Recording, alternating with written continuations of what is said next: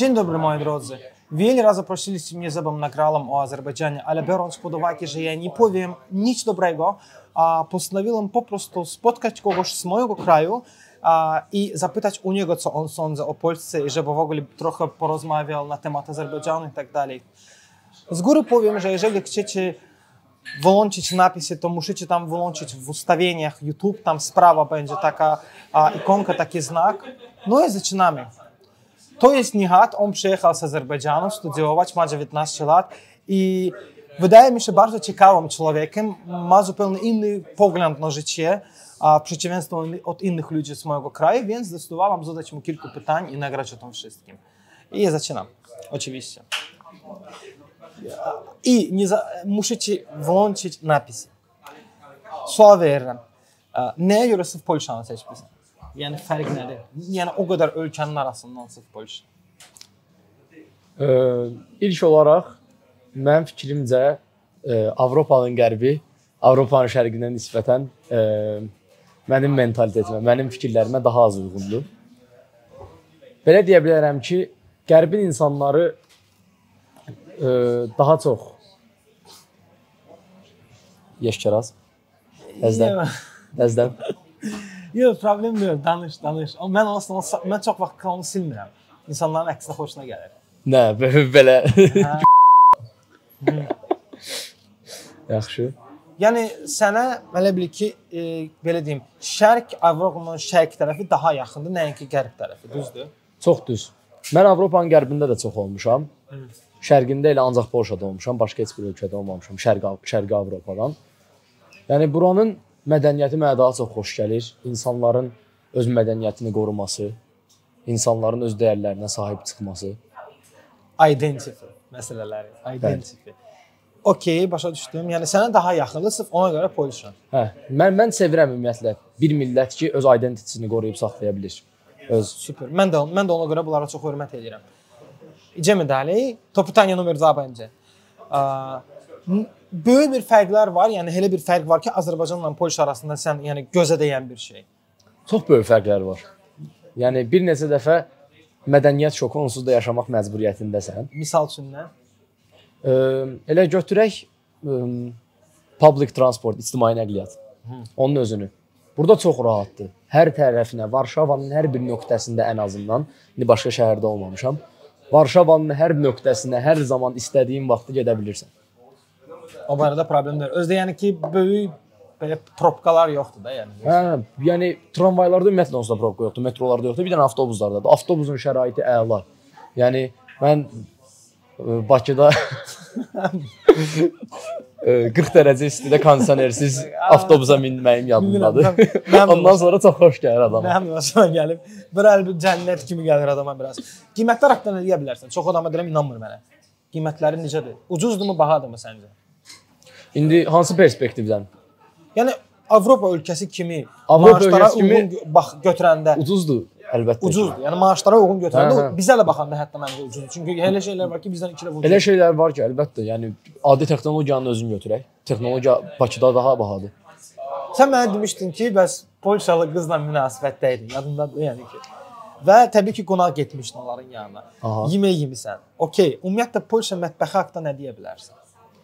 Polşa mətbəxi haqqında nəyə bəyəndin, nəyə bəyənmədin? Bəlkə nəyisə başa düşmədin? Belə deyim, ümumi yeməklərdə bir problem yoxdur. Mən onsuz da hər bir şeyi yeyə biləcək bir insanam. Yəni bəyəndiyim bir şey var. Mənə fərq etmir. Polşa mətbəxində mənim ən bəyəndiyim şeylər sözsüz ki, suplardır. Çünki ən supları çoxdur. Juruk dadına baxmamısan? Juruk. Universitetdə baxmışdım. Xoşuna gəldi. Yəni mənim burada ən sevdiyim şeylər də oradan da suplardır. Çünki soyuq iqlimdir, Azərbaycandan daha soyuqdur. Baxmayaraq ki, küləyi daha azdır. Yəni supları yeyirsən, için qızır. Yəni suplar da oradan mükəmməldir, çoxu. Mən suplarını həqiqətən sevirəm. Yaxşı. İcom dalıyım. Pytanie numer 4. Elə bir şey var ki, sən misal üçün alışmalıydın ona. Yəni ki də sənə qərbə gəlirdi, alışmalıydın ona. Belə həyat tərzi, nüanslar, istənilən bir şey. Elə bir ki, Bakıda yaşayarkən hər zaman hiss edirsən ki, sənin ətrafında bir göz var. Kimsə sənə baxır. Kimsə sənə baxır. Elə bir belə kiminsə gizli gözü var, o sənə baxır günün hər bir zamanında. Amma burada o söhbət yoxdur. Burada hiss edirsən ki, mən rahat individualam, azadam və mənə heç bir təhlükə gözləmir. Yəni məndə də elə bir şey var. Mən onu demək istəmirəm. Çox adam düzdür, lağa vuracaq ya da ki, yenə də yazacaq ki, yenə də Azərbaycanı kritikaya atırsan, amma yəni fakt mən özümü burada daha azad hiss eləyirəm. Yox, onu hər bir obyektiv Azərbaycanlı qəbul edir. Mən ölkəmi sevirəm, amma gerçəkləri hər insan sənin kimi obyektiv deyil. Yəni hər insan sənin kimi obyektiv olsaydı mən bu günə qədər bir nəfər tapardım video çəkməyə. Yəni tapmamışamsa da mənə çox çətindir tapmaq. Okay. Qiymətlər haqqında sual vermişdim artıq. Dedin ki, qiymətlər ucuzdur, hə? Düzdür. Yenə də qayıdıram sənin Polşadakı münasibətlə. Bezdirdim səni artıq bilirəm. Okay, sən mənə zəhmət olmasa denən ki, problem olmayacaq. Ümumiyyətlə bunların qızları haqqında nə deyə bilərsən? Polka qızları haqqında yəni ki, bizimkilərlə bəlkə fərqi var, üstünlük və yaxud mənfi cəhətlər. Düzün deyim, mən bunu ailəmə deyəndə mənə əsəbləşmişdilər. Polşalı qızı sevirsən?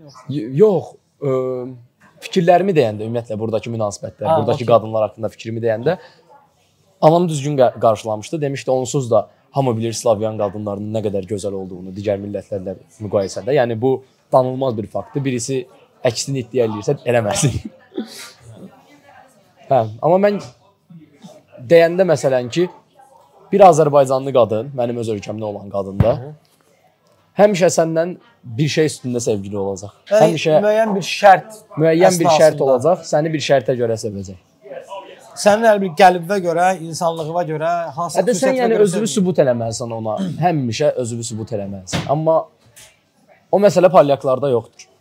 Yəni sən bir insan kimi normalsansa, beynində nəsə varsa, yəni səndən xoşları gəldisə, səndən sevgili ola bilərlər. Bunda heç bir problem yox. Buranın belə ortalama qadınını götürsək, oradan da daha Avropa yönümlüdürlər və pul məsələsində. Ona baxmayaraq məncə sadiqlikləri də var.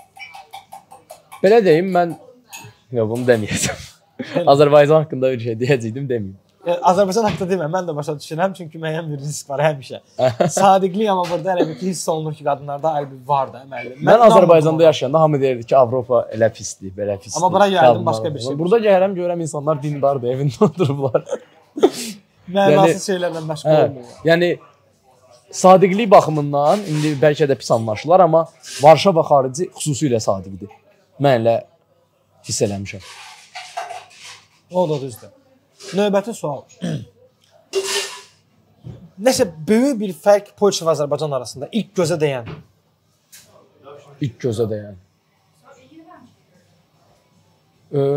Belə deyim, Bakının mərkəzi küçələri onsuz da Varşavaya oxşuyur. Yəni Bakının mərkəzi küçələri gözəldir. Megapolis olduğuna görə. Amma Varşavada tək mərkəzi küçələri gözəl deyil. Dostu, Varşavada mənim gözümə dəyən nə oldu? Elə o. Şəhərin arasına gelirsən təmizdir. Mən də onu deyirəm. Şəhərin arasına gelirsən təmizdir. Yoxsa Bakıda gedirsən yasamağa bir şok orada. Turistlər üçün. Halbuki şəhərin mərkəzindən 200 metr araya keçdin, artıq yıxılırsan harasa. Bir də landscape deyirlər. Landşaftdır deyəsən Azərbaycan dilində. Çox düzdür. O barədə. Azərbaycanda belə dırmaşırsan dayanmadan. Təmizlikdən başqa nə fərqlər var iki ölkə arasında? İlk gözə deyəm. Burada pişiyin olmamalı. Yəni küçədə Bakıda yəni çıxdın pişik ölüsü zadı görürsən, küçədə normal. Burada amma yəni heyvanların qayğısına qalırlar. Onu mən sənə deyirdim, sən mənə inanmırdın. Hə, okey. İqtisadiyyatçı cəhətdən bəlkə nəsə fərqlər var. Qiymətlər baxımından yoxsa? Və yaxud insanların mentaliteti. Yəni məncə insanlar burada daha sadədir. Yəni insanlar daha sadədir. Yəni insanların özlərini sübut eləmək kimi bir çalışması yoxdur burada. İnsanlar yəni dayanmadan çalışmır ki, kiməsə yaxşı görsənsin, kiməsə xoş olsun. O da düzdür. Səncə, yəni Polşada rasizm var, yoxsa yox? Hiss eləmirsən nə var? Qoca nəsildə var. Cavan nəsildə ümumiyyətlə yox. Səncə böyük bir problem yarada bilər o? Yox. Mən belə metroda otururam bəzən, yanımda heç kim oturmur, o qədər. Mən daha da rahat gedirəm. Mənə fərqi yoxdur. Okay.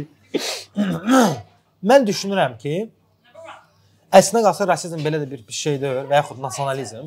Çünki insanlar dediyim kimi öz olduqları kimi qalırlar. Identity qalır. Yəni elə olmağı daha yaxşı. Məsələn, Avropaya, Almaniyaya baxanda o tərəflərə də biz görürük ki, özün görsən miqrantlar, biabırçılıq, küçələrə pis gündə, bomjlar, zibil, nə bilim nə. Burada bir şey yoxdur. Çünki bunlar olduğu kimi qalır, bunlar monoetnik bir dövlətdir. Mən də elə şeyə bir hörmətim var, monoetniklik. Amma ən azından məncə sən uyğunlaşanda bu ölkəyə, asta-asta uyğunlaşırsan da, sənə hörmət də artır məncə də. Düzdür? Düzdür. Həm də burada illegal miqrantın olmamağı ölkənin təhlükəsizliyinə çox kömək eləyir. O çox vacib bir şey. Çünki burada yəni Amerikadakı kimi Meksikadan tullanıb gələn yoxdur. Almaniyadakı kimi nə bilim. Kim gəldi, gəlmir. Avstriyadan. Yəni hamı bura legal şəkildə gəlir. Ona görə istər-istəməz insanlar. Hamı yox. Yəni 99% deyək. Chodzi raczej o to, że niektórzy ludzie kupują sobie zezwolenie do pracy, zaproszenie do pracy, wizę i od Ukraińców, na przykład od ukraińskich kompanii i przejeżdżają to. Yəqin başa düşdün nədir? Yox. Ki bəzi adamlar Ukraynalılardan pul alır, pul verir ki, bizdən viza eləsinlər də. Yəni, amma əksər yəni legal gəlirlər. Sənə kimi oxumağa, mənə kimi oxumağa gəlirlər. Yaxşı. Axırıncı sualın sonra danışacağıq biraz. Səncə miqrantlar niyə sırf Polşanı seçir? Məndən başqa insanların niyə seçməyi? Hə. İndi bir Azərbaycanlı perspektivindən deyəsi olsam, vaxtında Azərbaycandan bir işçi axını oldu Polşaya. Onunla da insanların tanışları Polşada oxumağa başladı. Ona görə də bizim ölkədə yayılmağa başladı Polşa ilə. Popularlaşmağa başladı. Hə. Popularlaşandan sonra da artıq insanların ora getməyi normal hal almağa başladı. Hamı bir-birinə tövsiyə eləməyə başladı ki, Polşa elə yaxşıdır, belə yaxşıdır. Həm də Slavyan olmaqları. Sırf Azərbaycanı götürməsək səncə, ümumiyyətlə də ümumi götürsək, cəmaət səncə bura nəyə görə axın var? Sırf Polşa axını çox daxil olur. Çünki Polşa inkişafda olan bir ölkədir. Mən də onu eşitmək istəyirəm. Yəni digər ölkələr hal-hazırda bir durğunluq prosesindədirlər. Amma Polşada elə bir məsələ yoxdur. Niyə? Çünki idarə olunmağı gözəldir. Ölkədə nə istəyirlər, onu idarə eləyirlər. İllegal şeylərdən xəbəri var insanların, hökumətin. Sənə razıyam. Bura baxanda yəni mənim suallarım bitdi. İndi biraz danışacağıq elə belə, yəni ümumi suallar verəcəm artıq. Yəni buradakiləri həll elədik. Burada da heç nə qalmadı. İndi bir neçə dənə sual verəcəm, yəni ümumi səncə insanlara nə məsləhət görmək istəyərdin? Yəni sırf Polşaya gələn insanlara, xaricilərə, Azərbaycanlılara. Bu sual indiyə qədər ən sevdiyim sual oldu. Çünki mən bunu hamıya demək istəyirəm. Birinci növbədə hörmət eləyin insanların mədəniyyətinə. Hörmət eləyin insanların etnik mənsubiyyətinə. Yəni bir Azərbaycanda bir turistin necə davranmasını istəyirsinizsə, özünüz də elə davranın. İdeal bir cavabdır. Mənim xoşuma gəldi. Yəni bir insan gəlib sənin evinizi billəsə, bir insan gəlib sənin evində asayişi pozsa, sənə necə xoş gəlməzsə, onlara da elə xoş gəlməz. Eynilə. Bir dənə də sual verim və asta-asta sağollaşaq. Başqa nə planların var? Yəni ümumiyyətlə də qalmaq istəyirsən burada və yaxud nəsə başqa bir maraqlı planların var? Ümumi. Belə deyim, mənim üçün Polşa yaşanılası ideal yerdir. Super. Hər baxımdan. Çünki belə deyim, hər bir şeyin ekstremi var və onların ortası ən yaxşısı olur hər zaman. Və çox Avropalaşmış ölkə də o qədər yaxşı deyil. Hansı ki, biz onların artıq o miqrant məsələsində əziyyətindən başa düşürük ki, onların izlədiyi strategiya düzgün strategiya deyilmiş. Və şərqdə, çox şərqdə. Eyni zamanda şərq də problemlidir. Çünki elədikləri hərəkətlərə görə indi oralara mən videolarımda onu deyirdim, ideal balans var. Yəni onun balansı Polşada tapılıb. İnsanların həm etnik mənsubiyyəti qorunur, həm insanlarda zorakılıq yoxdur, yəni bir-birini baskılamırlar. O baxımdan çox yaxşıdır. Super. Yəni sən sırf mən dediklərimi dedin, hamısını. Yəni mən bu vaxta qədər nə dedimsə onları dedim. Yəni bu qədər. Məncə bəsdir. To w sumie wszystko, co chciałem nagrać. Mógłbym nagrać i dłużej, ale nie mam tyle siły, żeby pisać napisy ręką. Przynajmniej jestem leniwym człowiekiem. Dziękuję za wszystko. Dziękuję, że poświęcacie dla mnie czas. No i do widzenia. Do widzenia.